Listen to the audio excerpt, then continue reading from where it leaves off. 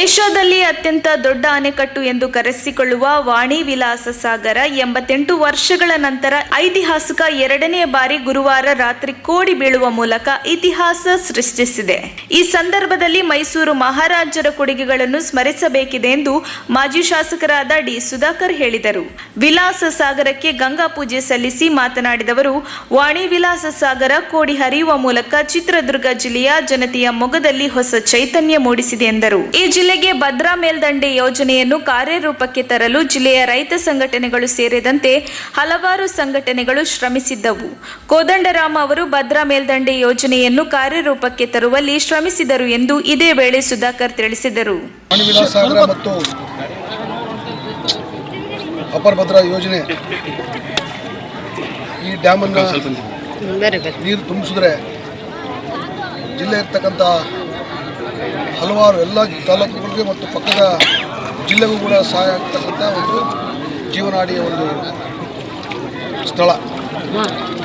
ಇದಕ್ಕೆ ಹಲವಾರು ದಶಕಗಳಿಂದ ನಾವೆಲ್ಲ ಸಣ್ಣ ಹುಡುಗರಿಂದಲೂ ಸಹ ಸನ್ಮಾನ್ಯ ಎಸ್ ನಿಜಲಿಂಗಪ್ಪ ಅವ್ರ ಕಾಲದಿಂದ ಈ ಒಂದು ಹೋರಾಟ ಮತ್ತು ಆಗಿನ ಕಾಲದಲ್ಲಿರ್ತಕ್ಕಂಥ ಹೋರಾಟ ಸಮಿತಿಗಳು, ಆಗಿನ ಕಾಲದ ಮಠಾಧೀಶರುಗಳು ಎಲ್ಲ ಈ ಜಿಲ್ಲೆಯ ಒಕ್ಕೂಲಿನ ಧ್ವನಿ ಏನಾಗಿತ್ತು ಅಂದರೆ ಅಪರ ಭದ್ರಾ ನೀರನ್ನು ಮಾರಿಕೊಂಡು ತರಬೇಕು, ಇದನ್ನು ನೀರು ತುಂಬಿಸಬೇಕು ಅನ್ನೋದು ಈ ಜಿಲ್ಲೆಯ ಒಂದು ಮಹತ್ವವಾಗಿರ್ತಕ್ಕಂಥ ಆಕಾಂಕ್ಷೆ. ಮತ್ತು ರೈತಪರ ಸಂಘಟನೆಗಳು, ಹಲವಾರು ಸಂಘಗಳು ಸನ್ಮಾನ್ಯ ಕೋದಂಡರಾಮಯ್ಯವರ ನೇತೃತ್ವದಲ್ಲೂ ಕೂಡ ಈ ಒಂದು ಅಪರ ಭದ್ರಾ ತುಂಬಿಸ್ತಕ್ಕಂಥದ್ರಲ್ಲಿ ಅವು ಮುಚ್ಚುವಣೆಯಲ್ಲಿ ನಿಂತು ಕೆಲಸ ಮಾಡ್ತಾ ಇರ್ತಾರೆ. ಅವಾಗಲೂ ಸಹ ನಾವೆಲ್ಲ ಅವರಿಗೆ ಸಾಥನ್ನು ಕೊಟ್ಟಿರ್ತಕ್ಕಂಥದ್ದು ಈ ಸಂದರ್ಭದಲ್ಲಿ ನಾನು ಜ್ಞಾಪಕ ಮಾಡಿಕೊಡ್ತೇನೆ. ಅನೇಕ ಮತ್ತು ಈ ಸಂದರ್ಭದಲ್ಲಿ ನಮ್ಮ ಜೊತೆ ಅಗಲಿ ಹೋಗಿರ್ತಕ್ಕಂಥ ನಮ್ಮ ನೀರಾವರಿ ಜಯಣ್ಣ ಮತ್ತು ಹಲವಾರು ಸಂಘ ಸಂಸ್ಥೆಗಳು ಇದಕ್ಕೆ ಭಾಳಷ್ಟು ಶ್ರಮಪಟ್ಟದನ್ನು ಈ ಸಂದರ್ಭದಲ್ಲಿ ನಾನು ಜ್ಞಾಪಕ ಮಾಡಿಕೊಡ್ತಾ, ಸನ್ಮಾನ್ಯ ಎಸ್ ಎಂ ಕೃಷ್ಣ ಕಾಂಗ್ರೆಸ್ ಸರ್ಕಾರದಲ್ಲಿ ಇದಕ್ಕೆ ಆಡಳಿತಾತ್ಮಕ ಅನುಮೋದನೆಯನ್ನು ನೀಡಿ ಕೆಲಸ ಪ್ರಾರಂಭ ಆಯಿತು, DPR ಪ್ರಾರಂಭ ಆಯಿತು.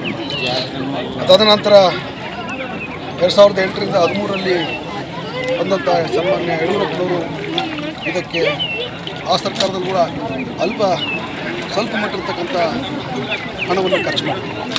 ಆದರೆ ಕಾಂಗ್ರೆಸ್ ಪಕ್ಷದ ಮುಖ್ಯಮಂತ್ರಿ, ನಮ್ಮ ಹಿಂದುಳಿದ ನಾಯಕ ಮತ್ತು ಎಲ್ಲ ಸರ್ವ ಜನಾಂಗದ ನಾಯಕರು ಆಗಿರ್ತಕ್ಕಂಥ ಸನ್ಮಾನ್ಯ ಸಿದ್ದರಾಮಯ್ಯ ಸಾಹೇಬ ಈ ಒಂದು ರಾಜ್ಯದ ಮುಖ್ಯಮಂತ್ರಿ ಆದ ಮೇಲೆ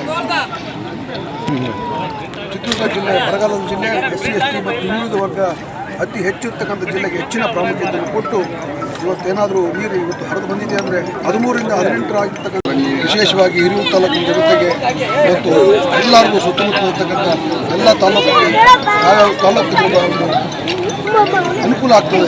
ಅವರೆಲ್ಲರೂ ಬಹಳ ಸಂತೋಷ ಪಟ್ಟಿದ್ದಾರೆ. ಇವತ್ತು ಸಾವಿರಾರು ಜನ ಬಂದು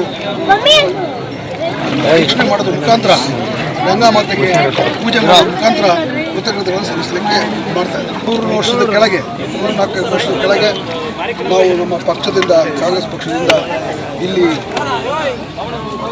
ಮಮತಾದೇವಿ ಅವರು ಮಹಾರಾಣಿಯವರನ್ನು ಕರೆಸಿ ಅವರ ಸುಪುತ್ರರಾಗಿರ್ತಕ್ಕಂಥ ಯದುವೀರ ಅವರನ್ನು ಕರೆಸಿಬಿಟ್ಟು ಮಳೆ ಆಗಲಿ ಅನ್ನೋ ಒಂದು ಆಸೆಯನ್ನು ನಾವು ದೊಡ್ಡ ಹೋಮವನ್ನು ಮಾಡಿದ್ದೇವೆ. ಆಗಲೂ ಸಹ ತಕ್ಕ ಮಟ್ಟಿಗೆ ನೀರನ್ನು ತಾಯಿ ಗಂಗಾ ಮಾತೆ ಕರುಣಿಸಿದ್ರು ಅನ್ನೋದನ್ನು ಈ ಸಂದರ್ಭದಲ್ಲಿ ಜ್ಞಾಪಕ ಮಾಡ್ತಾ, ಹಿರಿಯೂರು ನಗರದ ಬ್ಲಾಕ್ ಕಾಂಗ್ರೆಸ್ ಅಧ್ಯಕ್ಷರಾದ ಕಾದಿ ಜೆ. ರಮೇಶ್ ಮಾತನಾಡಿ, ಬರದ ನಾಡಾಗಿದ್ದ ಚಿತ್ರದುರ್ಗ ಜಿಲ್ಲೆಯು ಇಂದು ಹಚ್ಚ ಹಸಿರಿನ ಕ್ರಾಂತಿಯಿಂದ ಕೂಡಿರಲು ಕಾರಣಕರ್ತರಾದ ಮೈಸೂರು ನಾಲ್ವಡಿ ರಾಜರ ವಂಶಸ್ಥರಿಗೆ ಅಭಿನಂದನೆ ಸಲ್ಲಿಸಿದರು. 2013ರಲ್ಲಿ ಮುಖ್ಯಮಂತ್ರಿಯಾಗಿ ಅಧಿಕಾರ ಸ್ವೀಕರಿಸಿದಂತಹ ಸಿದ್ದರಾಮಯ್ಯನವರ ನೇತೃತ್ವದಲ್ಲಿ 12,350 ಕೋಟಿಯನ್ನು ಈ ಭದ್ರಾ ಮೇಲ್ದಂಡೆಗೆ ಮೀಸಲಿಟ್ಟಿದ್ದರು. ಈ ಭದ್ರಾ ಮೇಲ್ದಂಡೆ ಯೋಜನೆಯ ಕಾರ್ಯಕ್ಕೆ ಅಂದಿನ ಮಾಜಿ ಸಮಾಜ ಕಲ್ಯಾಣ ಇಲಾಖೆ ಸಚಿವರಾಗಿದ್ದ ಡಿ. ಸುಧಾಕರ್ ಅವರ ಕೊಡುಗೆ ಮಹತ್ವದ್ದು ಎಂದರು. ಆಗಿನ ಸಂದರ್ಭದಲ್ಲಿ ಜಿಲ್ಲೆಯ ಎಲ್ಲಾ ಶಾಸಕರು, ಕ್ಷೇತ್ರದ ಸಚಿವರು, ಸಂಸದರು ಈ ಭದ್ರಾ ಮೇಲ್ದಂಡೆ ಯೋಜನೆಗೆ ಅಂದು ಮುಖ್ಯಮಂತ್ರಿಯಾಗಿದ್ದ ಸಿದ್ದರಾಮಯ್ಯನವರ ಮೇಲೆ ಹಲವು ಬಾರಿ ಒತ್ತಡ ತಂದು ಭದ್ರಾ ಮೇಲ್ದಂಡೆ ಯೋಜನೆಯ ನೀರನ್ನು ವಾಣಿ ವಿಲಾಸ ಸಾಗರಕ್ಕೆ ತಂದುಕೊಡುವಲ್ಲಿ ಯಶಸ್ವಿಯಾಗಿದ್ದರು ಎಂದು ರಮೇಶ್ ತಿಳಿಸಿದರು. ಪ್ರಥಮ ಬಾರಿಗೆ ವಾಣಿ ವಿಲಾಸ ಜಲಾಶಯವನ್ನು ನಿರ್ಮಾಣ ಮಾಡಿದಂಥ ಮೈಸೂರು ಅರಸರಿಗೆ ಧನ್ಯವಾದಗಳನ್ನು ಅರ್ಪಿಸ್ತೇನೆ. ಸುಮಾರು ವರ್ಷಗಳಿಂದ ಈ ಒಂದು ಡ್ಯಾಮಿಗೆ ನೀರಿನ ಬರ ಇತ್ತು. ಈ ಚಿತ್ರದುರ್ಗ ಜಿಲ್ಲೆ ಬರದ ನಾಡು ಎಂಬ ಒಂದು ಕುಖ್ಯಾತಿಯನ್ನು ಸಹ ಪಡೆದಿತ್ತು. ಇದನ್ನು ಅರಿತ ಇಂದಿನ ಸರ್ಕಾರಗಳು ಕೈಲಾದಷ್ಟು ಮಟ್ಟಿಗೆ ಭದ್ರಾ ಮೇಲ್ದಂಡೆ ಯೋಜನೆಗೆ ಹಣವನ್ನು ಕಾಯ್ದಿರಿಸಿದರು. ಆದರೆ 2013ರಲ್ಲಿ ಸನ್ಮಾನ್ಯ ಮುಖ್ಯಮಂತ್ರಿಗಳಾದಂಥ ಸಿದ್ದರಾಮಯ್ಯ ಸಾಹೇಬ್ರವರು ಅಧಿಕಾರಕ್ಕೆ ಬಂದ ನಂತರ ಈ ಒಂದು ಭದ್ರಾ ಮೇಲ್ದಂಡೆ ಯೋಜನೆಗೆ ಸರಿಸುಮಾರು 12,350 ಕೋಟಿಯನ್ನು ಈ ಒಂದು ಯೋಜನೆಗೆ ಮೀಸಲಿಟ್ಟು ಈ ಒಂದು ಭದ್ರಾ ಮೇಲ್ದಂಡೆ ಯೋಜನೆ ಕಾರ್ಯಗತ ಆಗಬೇಕಾದ್ರೆ ಈ ಕ್ಷೇತ್ರದ ಮಾಜಿ ಸಚಿವರು ಹಾಗೂ ಹಾಲಿ DCC ಬ್ಯಾಂಕ್ನ ಅಧ್ಯಕ್ಷರಾದಂಥ ಸನ್ಮಾನ್ಯ ಡಿ ಸುಧಾಕರ್ ಸಾಹೇಬ್ರವರ ಕೊಡುಗೆ ಅಪಾರ.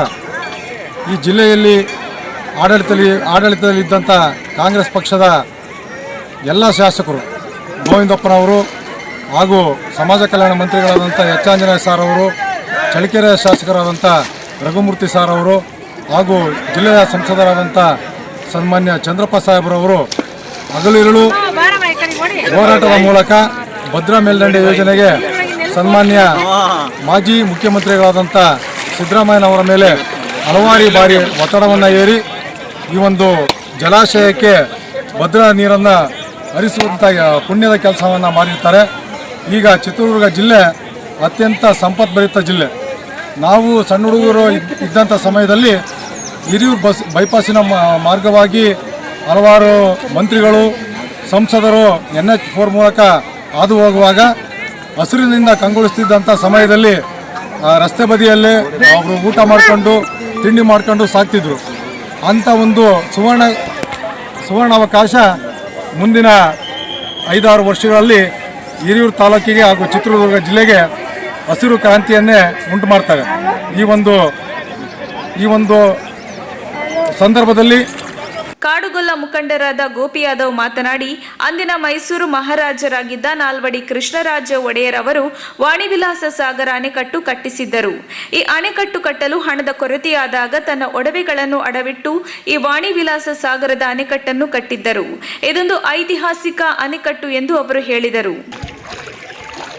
ಐತಿಹಾಸಿಕ ಇತಿಹಾಸ ಹೊಂದಿರತಕ್ಕಂಥ ಮಾರಿಕಣಿವೆ ಕೆರೆಯನ್ನು ಕೃಷ್ಣರಾಜ ಒಡೆಯರು ಕಟ್ಟಿಸಿಕೊಟ್ಟಂಥ ಈ ಒಂದು ಹಿರಿಯೂರು ತಾಲೂಕಿನ ಜನತೆಗೆ ಒಂದು ಅಂದಿನ ದಿನ ಕುಡಿಯೋ ನೀರಿಗೋಸ್ಕರ ಮತ್ತು ರೈತರಿಗೆ ಸ್ವಲ್ಪ ಉಪಯೋಗ ಆಗಲಿ ಅಂತಂದೇಳಿ ಇದನ್ನು ಮಾರಿಕಣಿವೆ ಕೆರೆಯನ್ನು ಕೇವಲ 35 ಲಕ್ಷದಲ್ಲಿ ಕಟ್ಟಿಸ್ತಿರ್ತಾರೆ. ಈ ಒಂದು ಕೆರೆಯನ್ನು ಇಂಥ ಒಂದು ಆಗಿನ ಸಂದರ್ಭದಲ್ಲಿ ಈ ಕೆರೆಯನ್ನು ಕಟ್ಟುವಂಥ ಸಂದರ್ಭದಲ್ಲಿ ರಾಜರ ಹತ್ರ ಹಣಕಾಸು ಇಲ್ಲದೇ ಇದ್ದರೂ ಕೂಡ ರಾಜಮನೆತನದಲ್ಲಿದ್ದಂತಹ ಬಂಗಾರ ಒಡವೆ ಎಲ್ಲ ಅದನ್ನು ಮಾರಿ ಈ ಒಂದು ಮಾರಿಕಣಿವೆ ಕೆರೆಯನ್ನು ಅಂದಿನ 35 ಲಕ್ಷಕ್ಕೆ ಈ ಕೆರೆಯನ್ನು ನಿರ್ಮಿಸಿದ್ದು ಇತಿಹಾಸ.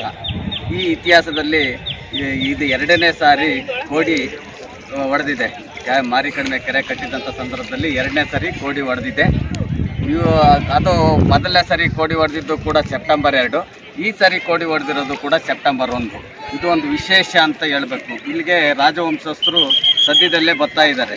ಅವರಿಗೆ ನಾವು ಹಿರಿಯೂರು ತಾಲೂಕಿನ ಎಲ್ಲ ಜನತೆ ಕೂಡ ರಾಜವಂಶಸ್ಥರಿಗೆ ನಾವು ಸ್ವಾಗತ ಮಾಡ್ತಿದ್ದೀವಿ. ಅವರಿಗೆ ವೆಲ್ಕಮ್ ಮಾಡೋಕ್ಕೆ ಒಂದು ದೊಡ್ಡ ಮಟ್ಟದಲ್ಲಿ ವೆಲ್ಕಮ್ ಮಾಡಬೇಕು ಅಂತಂದೇಳಿ ಹಿರಿಯೂರು ತಾಲೂಕಿನ ಜನ ಕಾಯ್ತಾ ಇದ್ದಾರೆ. ಅಷ್ಟೇ ಅಲ್ಲದೆ ಈ ಒಂದು ಭದ್ರಾ ಮೇಲ್ದಂಡೆ ಹೋರಾಟಕ್ಕೆ ಎಲ್ಲ ಸರ್ಕಾರಗಳು ಅನುದಾನ ಬಿಡುಗಡೆ ಮಾಡಿದೆ. ಇತ್ತೀಚೆಗೆ ಹೇಳ್ತಿದ್ದಾರೆ ಭಾಗೀರಥಿ ಬಂದಂಥ ಸಂದರ್ಭಕ್ಕೆ ಬಂತು, ಅದೆಲ್ಲ ಸುಳ್ಳು. ಸುಮಾರು ಹೋರಾಟಗಳು ಮಾಡಿದ್ದೀವಿ. ಭದ್ರಾ ಮೇಲ್ದಂಡೆ ಇರ್ಬೋದು, ನೇರ ರೈಲು ಹೋರಾಟ ಇರ್ಬೋದು, RK ಪವರ್ ಜಿನ್ ಇರ್ಬೋದು, ಹಲವಾರು ಹೋರಾಟಗಳು ಮಾಡಿ ಸುಮಾರು ಕೇಸುಗಳು ಕೂಡ ಇದಕ್ಕೋಸ್ಕರನ ಹಾಕಿಸ್ಕೊಂಡಂಥವ್ರು ಹಿರಿಯೂರು ತಾಲೂಕಿನ ಜನತೆ. ಹಿರಿಯೂರು ತಾಲೂಕಿನ ಜನತೆ ಇವತ್ತು ಭಾಳಷ್ಟು ಮಟ್ಟದಲ್ಲಿ ಈ ಒಂದು ಹೋರಾಟಕ್ಕೆ ಕೈ ಜೋಡಿಸಿದ್ದಾರೆ. ಇತ್ತೀಚೆಗೆ ಹೇಳ್ತಾ ಇದ್ದಾರೆ ಯಾರೋ ಬಂದಿದ್ದರಿಂದ ಆಯಿತು, ನೀರು ಬಂದುಬಿಡ್ತು, ಅದೆಲ್ಲ ಸುಳ್ಳು. ಹಿರಿಯೂರು ತಾಲೂಕಿನ ಜನತೆಯ ಹೋರಾಟ, ಚಿತ್ರದುರ್ಗ ಜಿಲ್ಲೆಯ ಜನತೆಯ ಹೋರಾಟ, ತುಮಕೂರು ಜಿಲ್ಲೆಯ ಜನತೆಯ ಹೋರಾಟ, ಕೋಲಾರ ಜಿಲ್ಲೆಯ ಜನತೆಯ ಹೋರಾಟದಿಂದ ಇವತ್ತು ಭದ್ರಾ ಮೇಲ್ದಂಡೆ ಮುಂದಿದಾಗಿರ್ತಕ್ಕಂಥದ್ದು. ಎಲ್ಲ ಸರ್ಕಾರಗಳು ಇದಕ್ಕೆ ಅನುದಾನ ನೀಡಿದ್ದಾರೆ. ಅಂತೆಯೇ ಈ ಹೋರಾಟದಲ್ಲಿ ಹಲವಾರು ಜನ ಕೇಸುಗಳು ಕೂಡ ಹಾಕಿಸ್ಕೊಂಡಿದ್ದಾರೆ. ಕೇಸುಗಳು ಹಾಕಿಸ್ಕೊಂಡು ಇವತ್ತು ಕೂಡ ಕೇಸುಗಳು ಇನ್ನೂ ಬಗೆಹರಿದಿಲ್ಲ ಕೆಲವರವು. ಅಂಥ ಒಂದು ಸಿಚುವೇಶನ್ ಇದೆ. ಇತ್ತೀಚೆಗೆ ಬಂದಂಥವರು ನಾವೇ ಮಾಡಿದ್ದು ಅದೆಲ್ಲ ಅಲ್ಲ.